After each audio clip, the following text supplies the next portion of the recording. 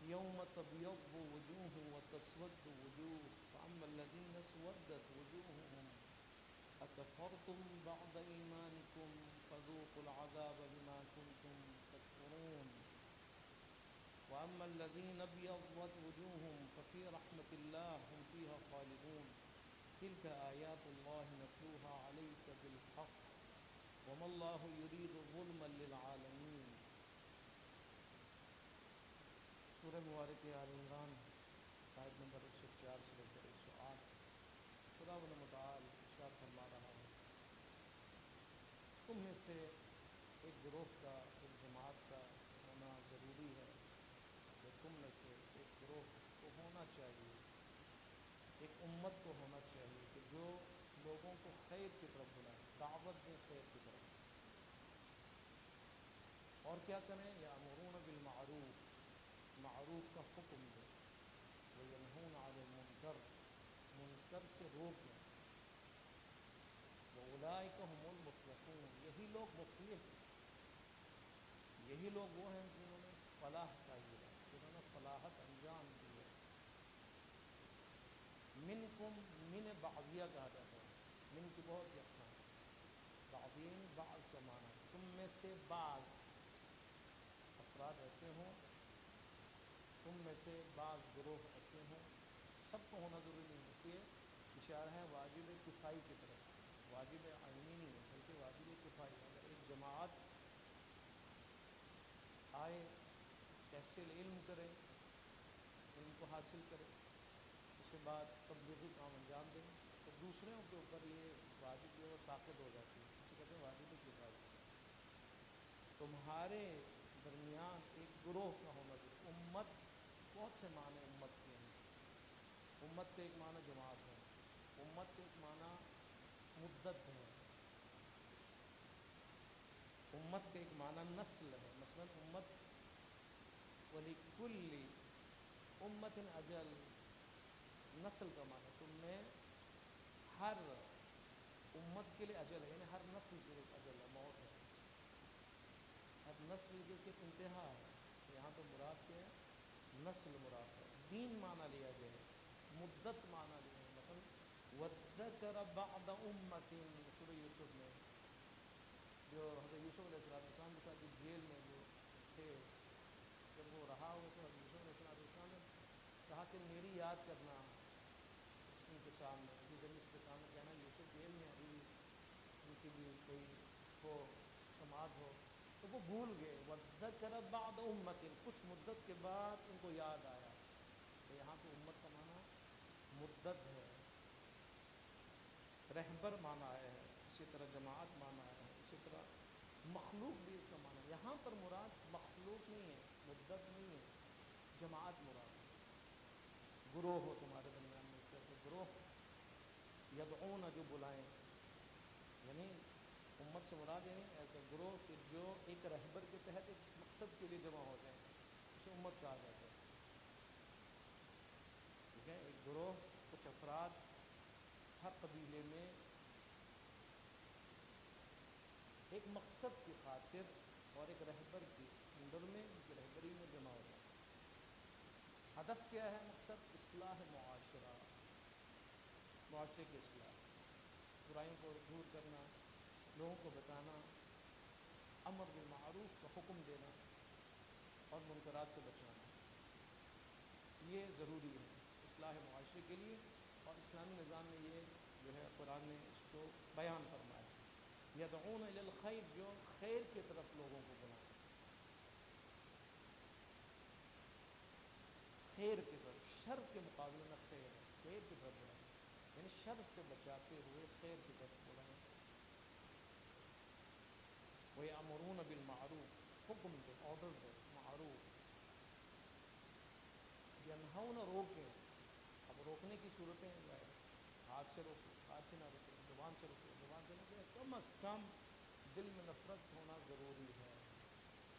دل میں بھی اگر نفرت نہ ہو تو کیا ہے؟ اس کا مطلب وہ انسان نہیں ہے، بے ادب انسان ہے، غافل انسان ہے، اس کی ضمیر مر چکی ہے، اس کا مطلب ہے اس کا ایمان ضعیف نہیں بلکہ ختم ہو چکا ہے۔ اگر انسان انسان کے اندر نفرت گناہ کے بارے میں نہ ہو، منکرات کے بارے میں گناہ نفرت نہ ہو۔ وَأُولَٰئِكَ هُمُ الْمُفْلِحُونَ، فرماتے ہیں یہ لوگ مفلح ہیں۔ مفلح فلاحت کا تذکرہ ہوا ہے۔ فلاحت کھیتی باڑی کو کہا جاتا ہے، فلاح کسان کو کہا جاتا ہے۔ فرماتے ہیں یہ جو کرنے والے یہ امت ہے یہ مفلحون میں سے ہے۔ مفلح یعنی فلاحت انجام دینے والا، وہی کام جو ایک کسان کرتا ہے یہ کرتے ہیں۔ کسان کیا کرتا ہے؟ زمین ہموار کرتا ہے۔ کسان کیا کرتا ہے؟ بیج کو تیار کرتا ہے، لے کے آتا ہے اچھا بیج، وہ بیج شناس بھی ہوتا ہے، وہ زمین شناس بھی ہوتا ہے، وہ مٹی شناس بھی ہوتا ہے، وہ آفت شناس بھی ہوتا ہے۔ یہ کیا کرتا ہے؟ بیج لاتا ہے، اچھی بیج، اس کو زرخیز زمین میں وہ چھڑکتا ہے، اور اس کے بعد پھر ملاتا ہے، اس کے بعد پانی کا اہتمام کرتا ہے، اس کے بعد اس کی دیکھ بھال کرتا ہے۔ وہ بیج زمین سے پھٹتا ہے اور اس کا تنا نکلتا ہے، اس کے سفر کا آغاز ہو جاتا ہے، اور وہ سفر جاری رہتا ہے اس درخت تک، اور درخت کے پھل لگنے تک، پھول کے کھلنے تک۔ اس کو کہتے ہیں فلاحت۔ کس نے کیا؟ فلاح نے انجام دیا، فلاح نے فلاحت انجام دیا۔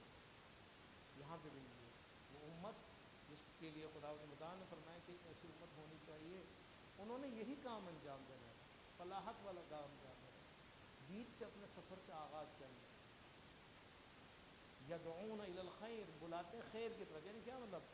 بلاتے ہیں تاکہ ان کے دل میں ایمان کا بیج بویا جائے۔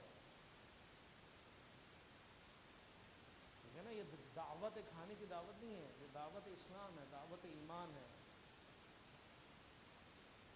دعوت نظریے کی طرف ہے، آئیڈیالوجی کی طرف ہے، دین کی طرف ہے، اسلام کی طرف ہے، اسلامی اصولوں کی طرف ہے، قوانین الہی کی طرف ہے۔ یہ دعوت انسان کی ذمہ داریوں کی طرف ہے، یا انسان تمہاری یہ ذمہ داری، آؤ یہ انجام دو۔ یعنی یہ بیج بویا جاتا ہے، یہ فلاح آ کر، یہ امت آ کر اس بیج کو دعوت کے ذریعے سے، اس کے بیج اس کے دل میں، اس کے قلب میں، اس کے ذہن میں، اس کے دماغ میں وہ بوتا ہے، اور اس کے بعد یأمرون بالمعروف، آبیاری کرتا ہے معروف کے ذریعے سے، پھر آرڈر کرتا ہے یہ کرنا ہے، یہ انجام دینا ہے، یہ واجب ہے، یہ مستحب ہے۔ معروف اسی کو کہتے ہیں، معروف یعنی پسندیدہ، جو اللہ کے نزدیک پسندیدہ عمل ہے۔ وہ پسندیدہ عمل ممکن ہے واجب کی سطح تک 100% انسان کو کرنا ہے، یا ممکن ہے 70-60% مستحب ہے، وہ بھی انجام دینا ہے۔ یہ کام کرو، یہ تمہاری ذمہ داری ہے، کرواتا ہے، یعنی آبیاری کرتا ہے، اس کو تیار کرتا ہے، صرف دعوت نہیں دیتا، تیار بھی کرتا ہے اس کو۔ وَيَنْهُونَ عَنِ الْمُنْكَرِ، اس کو بچاتا ہے، آفتوں سے بچاتا ہے اس کو، ٹھیک ہے؟ وہ گناہوں سے بچاتا ہے، وائرسز سے بچاتا ہے، بیکٹیریا سے بچاتا ہے۔ معاشرے میں خطرات ہیں نا، معاشرے میں آج کل کی دنیا میں، موبائل کی دنیا میں، انٹرنیٹ کی دنیا میں، سوشل میڈیا کی دنیا میں خطرات ہی خطرات۔ اب اس خطرات سے بچنے کے لیے ایک طرف بلانا ہے، ایک طرف آرڈر دینا ہے، اور ایک طرف بچانا بھی ہے۔ یہ ہے نظام خدا، نظام الہی۔ اس امت نے یہ کام انجام دینا۔ اب اس امت نے جو کام انجام دینا چاہتے، یہ امت ایسی نہیں کہ نیم ملا خطرہ ایمان نہیں۔ آج کل کی دنیا میں کہ ہر کوئی آئے گلیوں میں آپ کو پھرتا ہوا نظر آئے گا، تبلیغ کرتا ہوا نظر آئے گا، کبھی اس نے مدرسے کا منہ بھی نہیں دیکھا ہوگا، کتاب بھی اس نے، شاید اس کو قرآن بھی پڑھنا نہ آئے۔ یہ مراد نہیں ہے۔ یہ امت کون سی امت ہے؟ سورہ توبہ 122 نمبر ہے، فلولا نفر، ہاں یہ آیت ہے، فلولا نفر من کل فرقۃ منہم طائفہ، ہر قبیلے میں سے کیوں ایک گروہ اپنے گھر سے نہیں نکلتے؟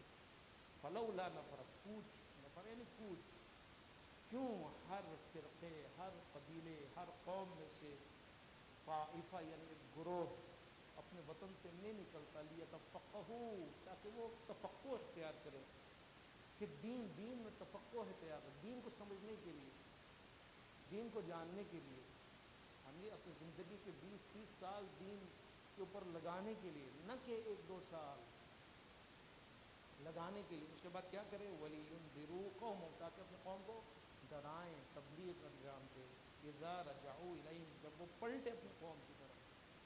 اس کا کیا مطلب ہے؟ تفقہ کرنے والے علماء مراد ہے یہاں پر، جو دعوت کا حق رکھتے ہوں. دعوت دینا ہر کی کام تھوڑا کام ہے. جو باقاعدہ طور پر عالم ہونے کی حیثیت سے دعوت ہیں وہ کون ہیں؟ وہ ہیں جو حوزے علم میں پڑھ چکے ہیں, جنہوں نے فقہ پڑھی ہے, تفسیر پڑھی ہے, علم پڑھا ہے, علم الحدیث پڑھا ہے, علم الرجال پڑھا ہے, علم اصول پڑھا ہے, علم الحدیث اس نے پڑھا ہے, علم منطق اس نے پڑھا ہے, علم تفسیر اس نے پڑھا ہے, استنباطی قوت وہ رکھتا ہے. یہ شخص آئے گا جو تفقہ اختیار کر چکا ہے, اس نے آنا ہے. اس لیے امام صادق علیہ السلام کیا فرماتے ہیں؟ امام باقر علیہ السلام صلی اللہ علیہ وسلم آپ کی جو روایت ہے تفسیر نور الثقلین کے مطابق آپ فرماتے ہیں یہاں پر ایسی جماعت مراد ہے جو حق کو پہچانتی ہو, حق شناس ہو اور خود ہدایت یافتہ ہو, اور دوسروں کو ہدایت کرنے کی صلاحیت بھی ان کے اندر ہو. تین چیزیں اس روایت کی روح سے ہے: حق جاننے والا, حق کو پہچاننے والا, حق شناس, حق کی ہدایت, خود ہدایت یافتہ ہو. لما تقولون ما لا تفعلون, قرآن کی روایت یہ ہے نا, آیت ہے, لما تقولون ما لا تفعلون, جو تم کہتے ہو تو عمل کیوں نہیں کرتے. کبور مقتا عند اللہ, اگر کوئی کہے اور خود عمل نہ کرے, کبور مقتا عند اللہ, اللہ پر بہت گراں گزرتا ہے. اللہ کو یہ چیز پسند نہیں ہے کوئی کہے اور خود عمل نہ کرے. بس یہ جو جماعت ہے وہ کون ہے؟ علماء. ایسے علماء جو علماء سو نہیں ہیں, ہدایت یافتہ علماء ہیں, بے غرض علماء ہیں, جو دنیا پرست نہیں ہے, جو مفاد پرست نہیں, وہ مراد ہے. لہٰذا فلاحت اسی لیے یہ علماء کی فلاحت کریں گے. فلاحت ہر چیز کی تھوڑی وہ ہے, ہر کام تھوڑا ہے بچوں کا کام, ہر کوئی آ کر فلاحت کے لیے جس طرح ایک زمین پہ کاشت کرنے والے کے لیے بھی ایک تجربہ ہونا ضروری ہے, ہر کوئی تھوڑا کرتا ہے. اب میں جا کے کروں, مجھے کیا پتہ بیج کیا ہے, زمین کیا ہے, میرے سے تو نہیں ہوگا. لیکن ایک تجربہ کار جو جانتا ہے, جس کے اپنے اجداد سے یہ کام ہوتا آ رہا ہے, وہ کرے گا نا. جب ایک زمین کی کاشت کے لیے تجربے کی ضرورت ہے, علم کی ضرورت ہے, علم زمین شناس انسان کی ضرورت ہے, کھیت شناس انسان کی ضرورت ہے, فصل شناس انسان کی ضرورت ہے. تو یہاں پہ آپ کیا کہتے ہیں, کھیل ہے یہاں پر.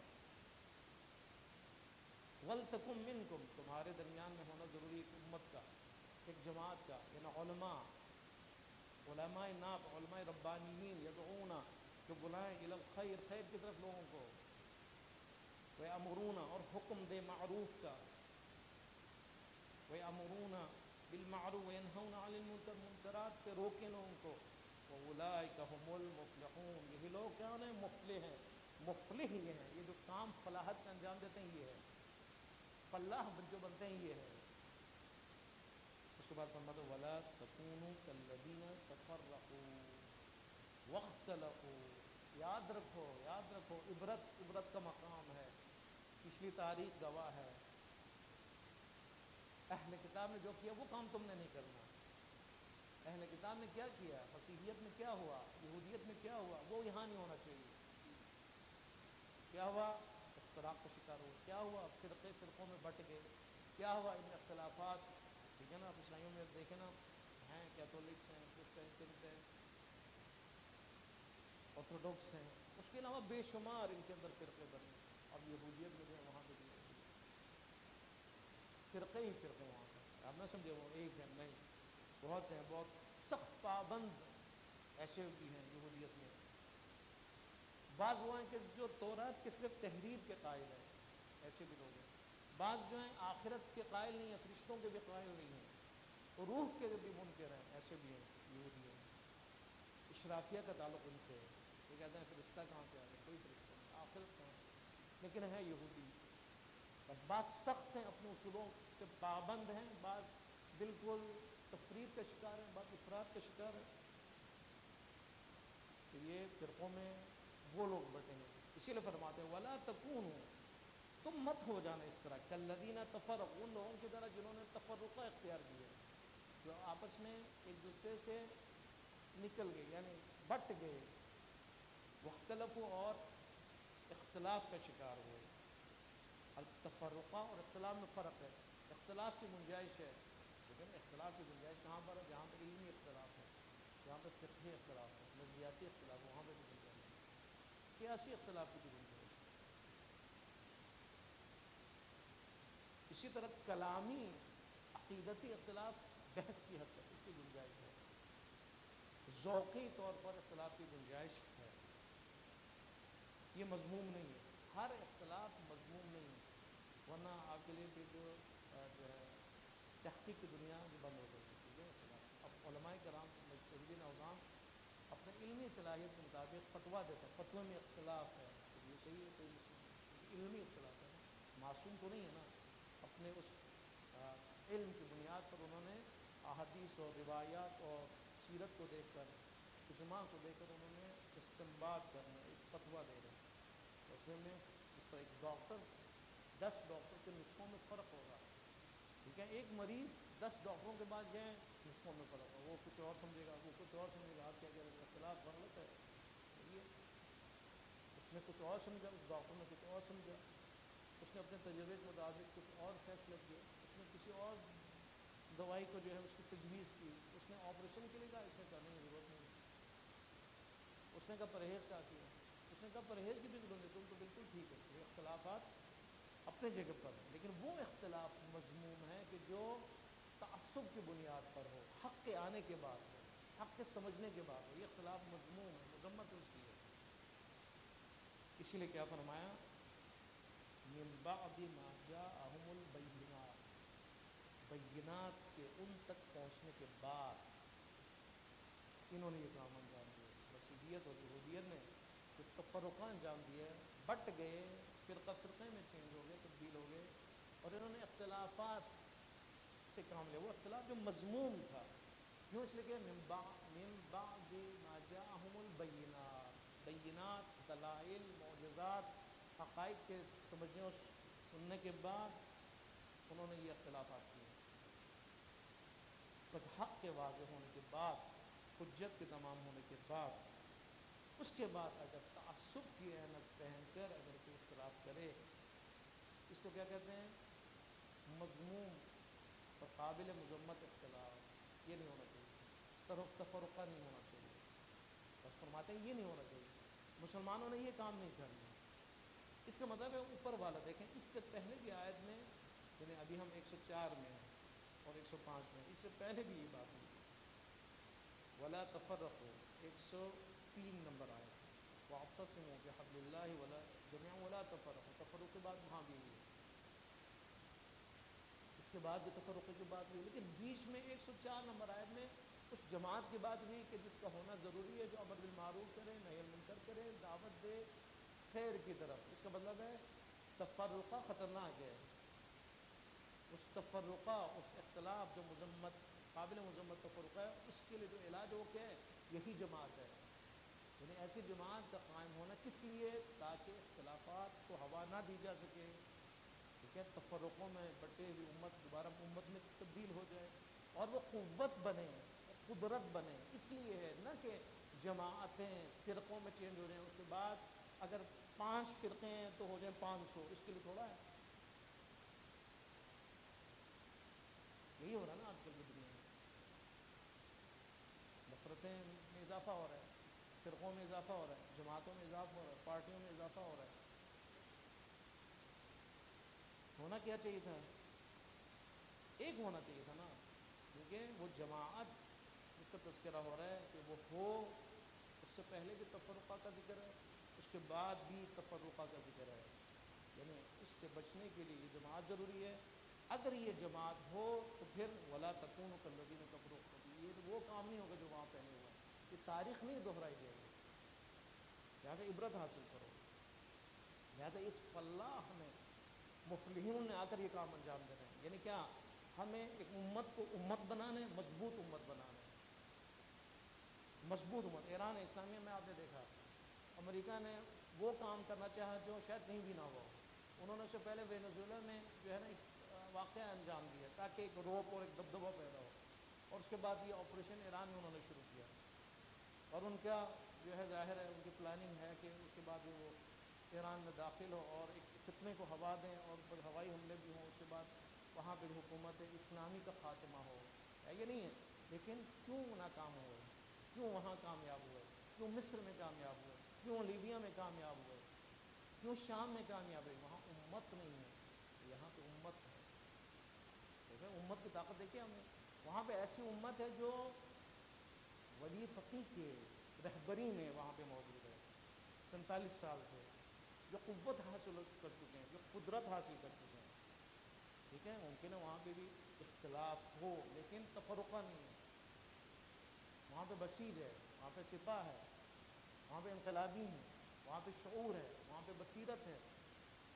جب امت ہو تو فتنوں کو کچلا جا سکتا ہے، تو یہی کام ہوا۔ تو یہی قرآن نے متعلق ساتھ ہمارا ہے، وَلْتَكُنْ، تمہارے درمیان، پاکستان میں بھی، تمہارے درمیان، تمہارے شہر میں بھی ایک ایسی جماعت، الہی جماعت، نہ کسی ایسی جماعت، الہی جماعت، جو ایک رہبر، ایک عالم دین، ایک عالم ربانی کے انڈر میں ایک مقصد کی خاطر معاشرے میں موجود ہو، جو کیا کرے، وہ نہ کہ میں نے اس پارٹی کی طرف لے کے جانا ہے، میں نے ادھر لے کے جانا، نہیں، یدعون الی الخیر، خیر کی طرف دعوت دینا، امر بالمعروف کرنا، نہی عن المنکر کرنا، اور ایسی امت کو تیار کرنا ہے جو خیر پر ہی ہو، ہمیشہ شر کی طرف جائیں نہ وہ، ایسی امت تیار ہو جو خیر والا ہو، خیر جھلکے، خیر وہاں پر نظر آئے، نور خیر وہاں پہ نظر آئے، افراتفری نظر نہ آئے، خیر وہاں پہ نظر آئے، انسجام نظر آئے، وحدت نظر آئے، عبادت نظر آئے، نظریہ نظر آئے، فتنہ کا وہاں پہ کوئی تصور ہی نہ ہو، اختلاف کی کوئی گنجائش ہی وہاں پہ نہ ہو، گناہ کی کوئی تصور ہی نہ ہو، وہاں پہ دین سے غداری کا تصور نہ ہو۔ وَأُولَٰئِكَ لَهُمْ عَذَابٌ عَظِيمٌ، ہاں اگر تم ان کی طرح اگر ہو گئے، یعنی تم نے تفرقے کو، وحدت کی بجائے تفرقے کو ہوا دی، تم نے اگر پارٹیاں بنانی شروع کر دی، بٹ گئے اور بٹا لیا، امت کو کمزور کیا، اختلافات کو ہوا دی بینات کے آنے کے بعد، وَأُولَٰئِكَ لَهُمْ عَذَابٌ عَظِيمٌ، ان کے لیے عظیم عذاب ہے، بہت بڑا مجرم ہے یہ، انہوں نے جرم انجام دیا، جرم کے لیے سزا ہے نا، عذاب نہیں ہے، عذاب عظیم ان کے لیے ہے، لہٰذا وہ افراد اپنے آپ کو محفوظ رکھیں جو یہ کام انجام دیتے ہیں۔ یوم تبیض، 106 نمبر ہے، یوم تبیض وجوہ وتسود وجوہ، اس کے بعد فرماتے ہیں کہ یہ صرف ایسا نہیں کہ دنیا میں اس کے جو منفی اثرات نظر آئیں گے، دنیا میں اس مجرم کو سزا ملے گی، دنیا میں ذلیل و خوار ہوگا، نہیں، اس کے بعد قیامت کا تذکرہ ہے، یوم، ایسا دن بھی آنے والا ہے، تبیض وجوہ، وہاں پہ دو قسم کے انسان ہوں گے، بعض وہ ہوں گے کہ جن کے چہرے نورانی ہوں گے، سفید ہوں گے، بعض ہوں گے جن کے چہرے تاریک ہوں گے، تاریک، یوم، اس دن، تبیض، سفید ہوں گے، نورانی ہوں گے، وجوہ، کچھ چہرے، وتسود، اور اس دن کالے ہوں گے، تاریک ہوں گے، وجوہ، کچھ چہرے، یعنی اس دن کیا ہوگا، حقائق سامنے آئیں گے، نفاق سامنے آئے گا، نورانیت سامنے آئے گی، اخلاص سامنے آئے گا، یہاں تو نہیں ہے نا، دنیا میں آپ کو نہیں پتہ چلتا کون کیا ہے، کس پانی میں کون کیا کر رہا ہے، ممکن ہے وہ نماز پڑھ رہا ہو، سب کچھ ہو، لیکن منافق ہو۔ رسول اللہ کے زمانے میں ہے نا، رسول اللہ کے اصحاب میں منافقین ہیں، تو آج کل نہیں ہوں گے، منافقوں نے جو کام انجام دیے ایران میں، دیکھا نہیں کون ہے، ان میں سے شیعہ مکتب کے ہیں نا، جنہوں نے سید حسن رسول اللہ کو شہید کروایا، کون ہے، خود حزب اللہ کا تھا وہ، ٹھیک ہے، جو جس نے وہ لیک کیا، آپ کا جو لوکیشن بتایا، وہ خود حزب اللہ کا تھا، اور حزب اللہ میں ایسا جوان تھا کہ جس کے بارے میں شک کی ہی گنجائش نہیں، مدح کرنے والا، اسٹیج پہ آنے والا، نوحہ پڑھنے والا، قصیدہ پڑھنے والا، یہ بک گیا۔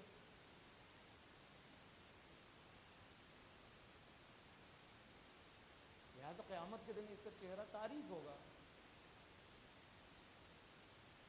جو لوگ تفرقہ انجام دیتے ہیں، اختلاف کو ہوا دیتے ہیں، اور لوگ جو وحدت کے لیے کام کرتے ہیں، ان کا بھی چہرہ دونوں میں فرق ہوگا وہاں پر، ٹھیک ہے نا. ایک گناہ جو جزئی ہے، ایک انفرادی ہے، اس میں اور جو امت کو بانٹ دے، امت کو کمزور کر دے، فرق ہے نا. عظیم جرم ہے وہ، عظیم اس کے لیے عذاب ہے قیامت کے دن بھی. اس لیے فرماتے ہیں 106 نمبر آیت میں یوم تبیض، یاد رکھنا وہ دن ایسا دن ہوگا. فَأَمَّا الَّذِينَ اسْوَدَّتْ وُجُوهُهُمْ، پس وہ لوگ کہ جن کا چہرہ تاریک ہوگا، ان سے کہا جائے گا اکفرتم بعد ایمانکم، آیا تم نے ایمان کے بعد کفر اختیار کیا ہے؟ شرم نہیں آتی تمہیں؟ ایمان کے بعد کفر، اہل ایمان ہو کے بعد اہل کفر میں شامل ہو گئے تم. یعنی تفرقہ کفر کی علامت ہے.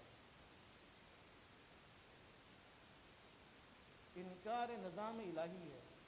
خدا ایسا نظام چاہ رہا ہے جس میں وحدت ہو، مضبوطی ہو، استحکام پائے جائے، امت مضبوط ہو، اور تم نے نظام الہی کو چیلنج کی، اس نظام کو بگاڑنے کی کوشش کی. کفر ہے، انکار نظام الہی ہے، انکار توحید ہے.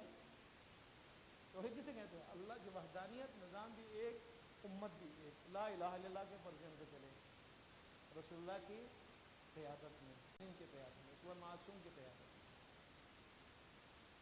یہ ہے نا. بس یہ وحدت کے خلاف ہے، توحید کے بھی خلاف ہے، لہذا کفر ہے. اکفرتم بعد ایمانکم، آیا تم نے ایمان کے بعد کفر اختیار کیا؟ یعنی امت محمدی میں تفرقہ ڈالنے والے، منافق افراد، اہل حق کی مخالفت کرنے والے، یہ اصل میں کفر کے مرتکب ہیں، کافر ہیں، منکر الہی، نظام الہی ہے، منکر وحدت ہے، منکر قوت امت ہے. اس لیے سیاہ چہروں والے ہوں گے، تاریک چہروں والے ہوں گے، ان کے چہرے سے نظر آ رہے انہوں نے کیا کام بنا دیا. یہاں پہ بڑے بن رہے تھے، بڑے تنظیمی بن رہے تھے، یہاں پہ بہت ہی شخصیت بڑی، لوگوں کے سامنے بڑی اہم تھی، شہرت بھی تھی، سب کچھ تھی، لیکن وہاں پہ کیا ہیں؟ تاریک چہرے، سیاہ چہرے.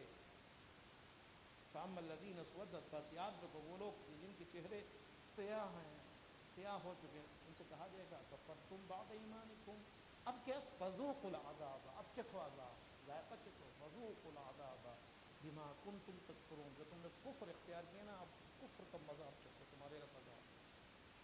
لیکن اس کے مقابلے میں وَأَمَّا الَّذِينَ ابْيَضَّتْ وُجُوهُهُمْ، مگر وہ لوگ کہ جن کے چہرے سفید ہو چکے ہیں، سفید ہوئے ہیں، وہ کیا ہیں؟ فَفِي رَحْمَةِ اللَّهِ، رحمت خدا میں. وہاں پہ کیا ہے؟ سیاہ چہرہ کفر، عذاب، اور یہاں پہ سفید چہرہ نورانیت، خدا کے رحمت میں. سفید چہرے کیوں؟ اس لیے کہ ایمان ہے، اہل ایمان ہے، اخلاص ہے ان کے اندر، حق پر ثابت قدم رہنے والے، جنہوں نے امت کو مضبوط کیا ہے، مضبوط کرنے والے لوگ ہیں. یہ سفید چہرے، نورانی چہرے کون ہیں؟ کہ جنہوں نے ہمیشہ امت کو جوڑنے کی کوشش کی ہے، تاکہ یہ امت بکھرے نہ، تاکہ یہ امت استحکام حاصل کرے، تاکہ یہ امت استکباری طاقتوں کے مقابلے میں قوت حاصل کرے، تاکہ یہ اپنے اظہار وجود کر سکے، تاکہ ان کے ذریعے سے استکبار مٹے، کمزور ہو. یہی چاہتا ہے خدا. امام زمان علیہ السلام کا ظہور نہ ہونے کی وجہ کیا ہے؟ کیونکہ ہم ایک امت نہیں بنے ہیں نا، مضبوط نہیں ہے. آج رہبر معظم انقلاب اسلامی کی جان خطرے میں ہے یا نہیں ہے؟ ان کا مین ٹارگیٹ رہبر معظم انقلاب ہے یا نہیں ہے؟ آپ یہیں سے اندازہ لگے امام زمان علیہ السلام تشریف لائیں گے تو کتنے خطروں میں ہوں گے. اس کا تو اظہار محمد جو ہے وہاں پہ پرنس سعودی عرب کے کر چکے ہیں نا، کہ ہم ظہور کو روکنے کے لیے ہم تیاری کر رہے ہیں. اس کا مطلب ہے کفر، نفاق ایک پیج پہ ہے. اور اسی لیے آپ نے دیکھا مکہ ان کے حوالے، اس خاندان کے حوالے کیا، اور ان کے جو ہے وہ ہدف یہ ہے کہ فلسطین سارا وہاں پہ بھی یہ نہ ہو جہاں پر امام علیہ السلام ظاہر ان کے گورنرز ہوں گے، جہاں پہ آپ کی حکومت ہوگی. عراق ہو گیا، فلسطین ہو گیا، شام ہو گیا، سب پہ انہوں نے قبضہ اسی لیے کیا تاکہ یہ روک دیا جائے اس کو. اور وہاں پہ ان افراد کو لا کے کھڑا کیا، ان کو حکومتیں دینا، ان کو ان کے حوالے کرنا، یہ سارے اسی پلاننگ کا نتیجہ ہے.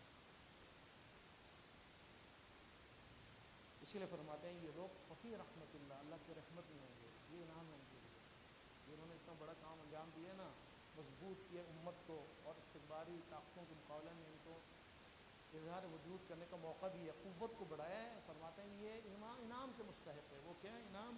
ففی رحمت اللہ ہم فیہا خالدون. ہم فیہا خالدون سے مراد یہ نہیں کہ وہ جنت میں ہمیشہ ہوں گے. یہاں پہ فیہا سے مراد خود رحمت ہے، یعنی وہ خدا کے رحمت میں ہوں گے اور خدا کے رحمت میں ہمیشہ کے لیے ہوں گے، ہمیشہ کے لیے ہوں گے. اور وہ انسان کے جو خدا کی رحمت میں ہمیشہ ہوگی جنت میں ہو، اس کی دنیا بھی جنت ہے، اس کی آخرت بھی جنت ہے. یہ انعام ہے ان کے لیے. ہم فیہا خالدون تلک آیات اللہ نتلوہا علیک بالحق. آخری آیت 108. یہ اللہ کی نشانیوں میں سے ہے. تلک آیات اللہ، کیا؟ یعنی ساری نشانیاں اللہ کی نشانیوں میں، اللہ کے عدل کی نشانیوں میں سے. بہت اہم ہے یہ. تلک آیات اللہ، یہ جو ابھی جو بیان ہوا ہے، یعنی کیا مطلب؟ اصلاحی جماعت کا ہونا، یعنی تفرقوں سے منع کرنا، یعنی منحرفین کا جو انجام ابھی ذکر کیا وہ کیا ہوگا، ان کے چہرے کا کیا حال ہوگا، اور ان کے لیے جو عذاب ہوگا. اہل حق کے لیے جو نجات اور کامیابی، یہ سارا خدا کی عدالت کی نشانیاں ہیں. خدا عادلانہ نظام قائم فرمانا چاہ رہا ہے نا. بہت اہم نقطہ یہ. تلک آیات اللہ، اللہ کے عدل کی نشانیوں میں سے، کہ جہاں پہ سزا بھی بے وجہ نہیں ہے اور جہاں پہ جزا بھی بغیر عمل کے نہیں ہے. عادلانہ نظام ہے نا. سزا ہے تو اس میں اس کا اپنا قصور ہے، اگر جزا ہے تو اس کا بھی، اس کا عمل دخل ہے، اللہ کا فضل بھی داخل ہے، رحمت بھی داخل ہے. تلک آیات اللہ، یہ ساری نشانیاں اللہ کے عدالتی نظام کی نشانیاں ہیں، اللہ کے عادل ہونے کی نشانیاں ہیں. اگر ان نشانیوں کو سمجھا جائے، اس پہ عمل کیا جائے، تو کیا ہوگا؟ معاشرہ، عادلانہ معاشرہ قائم ہوگا، وحدت ہوگی، وہاں افتراق نہیں ہوگا، انتشار نہیں ہوگا. تلک آیات اللہ نتلوہا، یعنی یہ وہ نشانیاں کہ جو ہم بار بار اے رسول آپ پر تلاوت کرتے آئے ہیں، کرتے رہیں گے. فعل مضارع کا صیغہ ہے، یعنی اس میں پایا جاتا ہے تسلسل پایا جاتا ہے. ہم آپ پر علی کا یا رسول حق کے ساتھ آپ کی تلاوت کرتے ہیں، اس کی نشانیوں کی تلاوت کرتے ہیں. اس کے بعد وَمَا اللَّهُ يُرِيدُ ظُلْمًا لِلْعَالَمِينَ، پر اللہ ارادہ نہیں فرماتا کہ وہ ظلم کرے عالمین پر. بس ظلم نہیں کرتا. بس عدالت کے نظام میں ظلم کہاں سے آ گیا؟ خدا کا ارادہ ظالمانہ نہیں ہے. اگر کسی کو اگر کہیں پہ افتراق نظر آیا، اس کا مطلب انہوں نے خود کی، ان کا اپنا قصور ہے، خدا نے تھوڑا ظلم کیا. اس عدالتی الہی نظام سے تم ہٹے ہو، منحرف ہوئے ہو، اس کا نتیجہ کہ افتراق ہے، خدا نے تھوڑا ظلم کیا. پھر ان کو اگر سزا مل رہی ہے، عذاب عظیم ان کا سیاہ چہرہ ہو رہا ہے، آخرت میں دنیا میں تو ذلیل ہو رہے ہیں، تو ان کا اپنا قصور ہے نا. خدا تھوڑا ظالم ہے، خدا ظلم کا ارادہ نہیں فرماتا، خدا عادل ہے، پروردگار عالم رحیم و رحمان ہے. اگر کوئی منحرف ہو جائے اور اس کے بعد سزا ملے، اس میں اس کا اپنا قصور ہے. انشاءاللہ خدا متعال کی بارگاہ میں دعا کرتے ہیں پروردگار عالم ہمیں آیات الہی کو پڑھنے کی، تلاوت کرنے کی، تدبر و تفکر کی، اور اس کو سمجھنے کی، اس پر عمل کی توفیق عطا فرمائے.